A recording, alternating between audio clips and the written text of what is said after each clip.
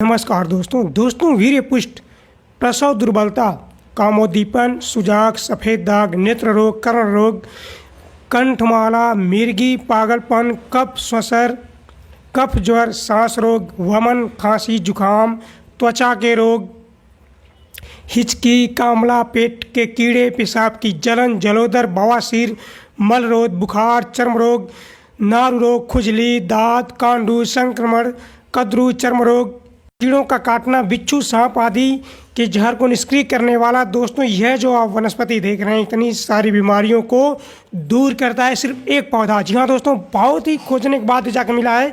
देखिए, मैं जंगल में आया था और जंगल में मैं ऐसे ही दूसरी जड़ी बूटियाँ खोज ही रहा था, तभी मुझे यह जड़ी बूटी आसानी से मिल गई।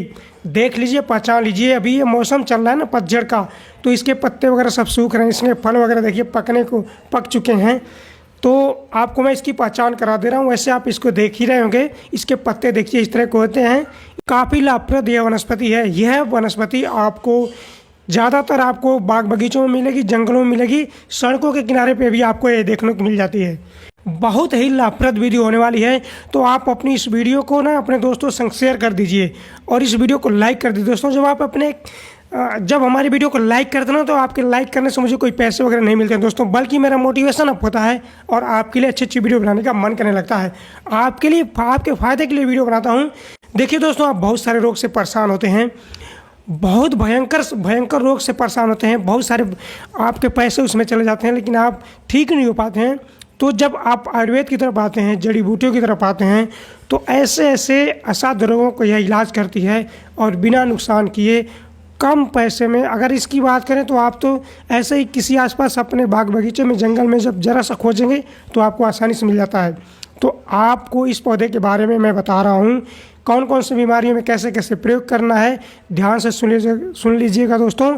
और इस पौधे का सबसे पहले मैं आपको नाम बता दूँ दोस्तों, इसको बोलते हैं कसौदी का पौधा। जी हाँ दोस्तों, कसौदी के नाम से जाना जाता है। इसको काशमर्द के नाम से भी जाना जाता है। हो सकता है कि आपके क्षेत्र में इसको किसी और नाम से जाना जाता होगा, तो कमेंट करके ज़रूर बताइएगा कि आपके क्षेत्र में इसको किस नाम से जाना जाता है। अगर आपको इसके फ़ायदे पता होंगे तो आप उसके भी बारे में आप कमेंट करके बता सकते हैं। अगर आप कमेंट करके बताते हैं इसके फ़ायदे के बारे में, तो हम उसको अपनी स्टोरी में लगाते हैं। शरीर की दुर्बलता में कसौदी के फ़ायदे मैं आपको बता दूँ। अगर आपको शारीरिक दुर्बलता है तो आप इसके मूल का, यानी कि कसौदी के जड़ का 20 ग्राम सुबह शाम अगर आप गाय के दूध में मिला करके पीते हैं या फिर शहद के साथ सेवन करते हैं, तो आपके बल में वृद्धि आती है, यानी कि शारीरिक दुर्बलता दूर होती है, हष्ट पुष्ट और मजबूत बनता है शरीर, हड्डियों की कमजोरी को दूर करता है। सुजाक जैसी गंभीर समस्या में भी इसका प्रयोग है। अब मैं आपको बताऊँ सुजाक में कैसे प्रयोग करना है। अगर आपको सुजाक है तो आप क्या करें, कसौदी की 10 से 20 ताज़ी पत्तियों को 200 ग्राम पानी में पकाकर तैयार कर लें। तो आप उसको क्या करें, उस पानी से, उस काढ़े से जहाँ पे प्रभावित स्थान को धोएं। ऐसा अगर आप धोते हैं, कुछ ही दिन में आपको सुजाक जैसी भयंकर बीमारी से भी छुटकारा मिलेगा। जो प्राइवेट पार्ट में ये सुजाक बीमारी होती है, बहुत ही खतरनाक होती है।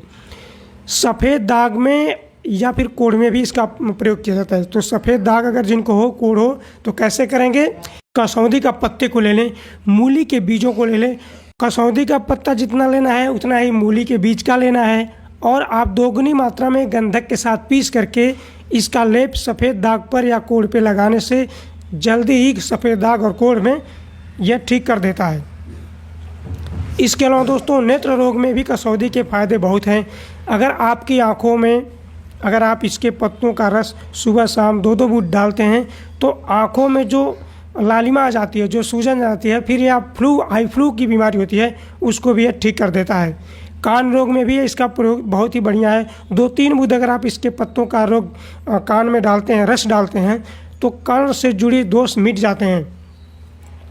मानसिक रोग में भी इसके काफ़ी फायदे होते हैं। दोस्तों, ये मानसिक रोग बहुत ही भयंकर परेशानी आजकल आ रही है, बहुत सारे लोग इससे प्रभावित हो रहे हैं। आने वाले समय में मानसिक रोग ही एक महामारी का रूप ले लेगी। तो आपको क्या करना है, मानसिक रोग को मिटाने के लिए आपको क्या करना है, यह मानसिक रोग अपस्मार एक रोग होता है, हिस्टीरिया रोग होती है जो महिलाओं में होता है, मानसिक रोग में आते हैं। कसौंधी के जो फूल होते हैं ना, पीले पीले से फूल होते हैं, फूलों को मसल कर रोगी को सुंघाने से पागलपन में लाभ होता है, मानसिक रोग से छुटकारा मिलता है, दिमाग में हो रहे तनाव को कम करता है। और इसके सूखे हुए फूलों का काढ़ा 20 ग्राम दिन में 3 बार सेवन करने से हिस्टीरिया जैसे रोगी में भी काफ़ी फ़ायदा देता है। और 2-3 महीने तक अगर आप इसको सेवन कराते हैं तो हिस्टीरिया रोग और पागलपन जो होता है उसमें इससे यह बचा देता है। श्वास रोग में भी काफ़ी फायदा है। जिनको अस्थमा की शिकायत होती है, जिनको बलगम खांसी की समस्या होती है, तो पत्तों का साग अत्यंत लाभकारी होता है। अगर आप इसके पत्तों की सब्जी बना करके मरीज को खिलाते हैं तो उसके अस्थमा के रोग में काफ़ी फ़ायदा मिलता है। उसमें इसकी फलियों में, इसकी फलियां जो देख रहे हैं ना, फलियां, कसौंधी की ताज़ी फलियों को भूनकर काला नमक मिलाकर के सेवन करने से अस्थमा में काफ़ी फ़ायदा होता है। दोस्तों, पेट के कीड़े को मारने के लिए आपको क्या करना है, 400 ग्राम पानी में इसके पत्तों को पकाना है। जब पानी से 20 ग्राम बचे तो उसको पिलाएं। दिन में 3-4 बार पिला दें, पेट के कीड़े नष्ट हो जाते हैं। सिर्फ 2 दिन पिलाने मात्र सही। दोस्तों, पेशाब में हो रही जलन में कसौंधी का सेवन कैसे करना है।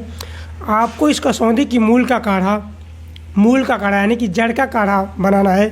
10 से 15 मिलीलीटर आपको दिन में 2-3 बार पिलाने से पेशाब में हो रही जलन ठीक हो जाती है। मूत्र रोग में भी काफ़ी फ़ायदा होता है। और साथ ही मूत्र विकार के जितने भी रोग होते हैं, कुछ दिन तक इसका लगातार सेवन करने से उसमें भी काफ़ी फ़ायदा देता है। चाहे दांत खास खुजली हो, चाहे सोराइसिस हो, या कोई भी दूसरे चर्म रोग, उसमें कैसे आपको प्रयोग करना है। इस कसौंधी का पंचांग लेना है। लगभग 40 से 60 ग्राम आपको इसका काढ़ा बनाना है। काढ़ा कैसे बनाना है, आप लगभग इसके पंचांग को कूट लेंगे। कूट करके थोड़ा सा इसको पाउडर जैसा बना लेंगे, चूर्ण बना लेंगे। फिर 2 चम्मच चूर्ण आपको 400 ml पानी में पकाना है।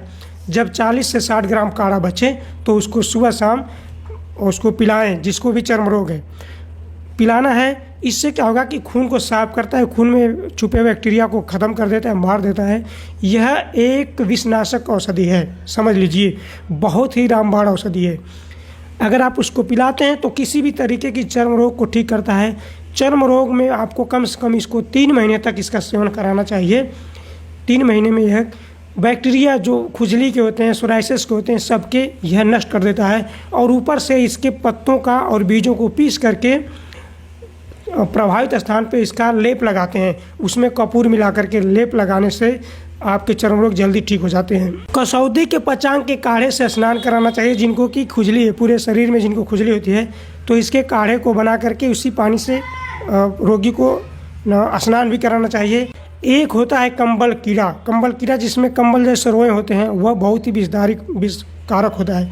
अगर आपके शरीर पे कहीं भी रेंग दे, गलती से किसान लोग या जो खेतों में काम करते हैं उनको ये रेंग देता है, इसके पत्तों का तुरंत इसको रगड़ दें, वहाँ पे इसके रस को लगा दें, तुरंत उसके जहर को निष्क्रिय कर देता है। अगर उसको आप लापरवाही कर गए और अगर खून में चला जाता है और वह हड्डियों तक चला जाते हैं इसके विष, और वो बहुत ही भयंकर आपको तकलीफ देते हैं। अगर विषैले मकड़े ने आपको काट लिया है, उसका विष उतर जाए तो इसके पत्तों का स्वरस आपको मरीज़ को 3-4 बार पिला देना है 10-10 ml के बराबर, और आपको उसके रस को उस प्रभावित स्थान पर लगा देना है। ततैया, बिच्छू आदि विषैले कीड़े, किसी भी प्रकार का कीड़ा अगर आपको काट ले, डंक मार दे, तो इसके पत्तों का रस लगाएं और इसके 20 से 30 ml इसके पत्तों के रस को आपको पिलाना है मरीज को। दिन में 3-4 बार पिलाएं, जहर को उतार देता है। धातु पुष्ट के लिए, वीर्य पुष्ट के लिए कैसे प्रयोग करना है मैं आपको बताऊं। अगर आपको वीर्य विकार है, कमजोरी है, नपुंसकता है, शीघ्रपतन की शिकायत है, तो आपको क्या करना है, कसौंधी की ये मूल को लेना है, यानी कि जड़ को निकालना है, उसको छाए में सुखा लेना है, फिर उसको चूर्ण बना लेना है महीन पीस करके, फिर 1 से 4 ग्राम की मात्रा में 5 से 10 ग्राम शहद के साथ मिलाकर सुबह शाम 1 गिलास दूध के साथ प्रयोग करने से वीर्य का पतलापन दूर होता है, वीर्य पुष्ट होता है तथा धातु क्षय ठीक हो जाता है। यानी कि यह पुरुषों के लिए भी काफ़ी फायदेमंद है।